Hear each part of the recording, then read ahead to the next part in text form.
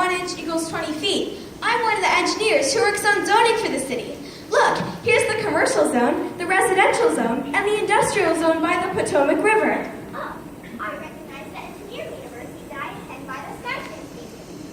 And here's the other zone where I like to shop nearby the backup subway. Is that building made with soda bottles? Yes, we used recycled material for the model to keep things green. This tub faucet is conveniently the same shape as our Soul Power Insoles facility.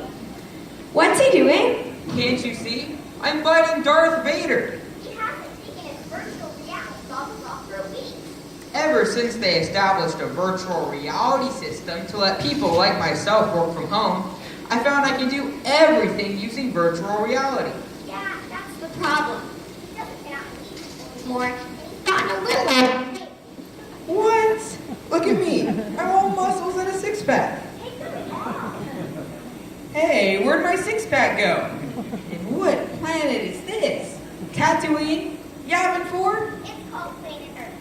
You know, everyone else visits public spaces around Sociecity every day. You're the only one still stuck in a virtual reality bubble. This used to be a common problem. 11 years ago, the city implemented the virtual reality work-from-home program to alleviate traffic congestion and the skyrocketing cost of office space. 54% of citizens used the program. It was so successful that Sociecity no longer needed several of its office buildings or roadways. Wow. So the main problem was that the city had a bunch of abandoned structures and the citizens weren't interacting or exercising. What did they do? The city council used the engineering process to solve the problem. After brainstorming, they came up with the idea of redeveloping brownfield sites into public spaces. They created trial public spaces and then had a consulting firm evaluate their solution. They found that the public spaces were successful in increasing social interaction and motivating citizens to exercise, but there is one concern. What was the issue? The public spaces were expensive to build, so the city iterated on their solution by partnering with businesses like Cyclospheres Incorporated to help with the cost. The city donates unused structures for the companies to use and provides tax incentives. It's the optimal solution. Oh, is that why there are a lot of cyclosphere events and advertisements by the aquaponic gardens? I like to go jogging there. That's right. Did you know that used to be a highway underpass? What? How would you turn a highway underpass into an aquaponic garden? Did you use the Force? We use something more powerful than the Force. Engineering! The first step was to contract microbial engineers to develop organisms that would eliminate toxins in the asphalt. Once that was done, the underpass was lined with geopolymer concrete to seal out any remaining contaminants. Then, the lower section was filled with water, bluegill fish, and romaine lettuce grown aquaponically, and the upper section was planted with trees and flowers. I noticed the building by our condo complex used to be an old power plant. Did you use a similar process to redevelop it as well? Yes, we also used microbes to clean up the oil spills and PCBs around the old power plant. Structural engineers designed in skylights to bring natural lighting to the lower sections of the building. They even reused the cooling weirs to irrigate the surrounding landscape. Now, the power plant is a multi-use complex, including shops, a gym, a playground, and a pool. The Dancing Fountains Plaza ties together the redeveloped power plant and several nearby condo buildings.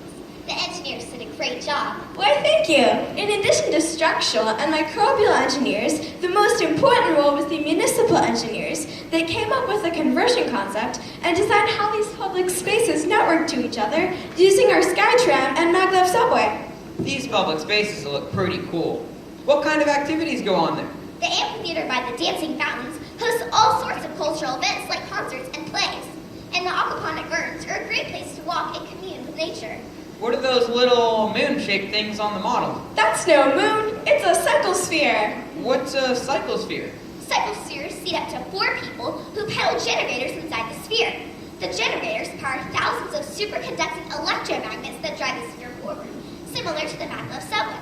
They're extremely safe since they can't tip over, and are designed to bump into other objects without damage.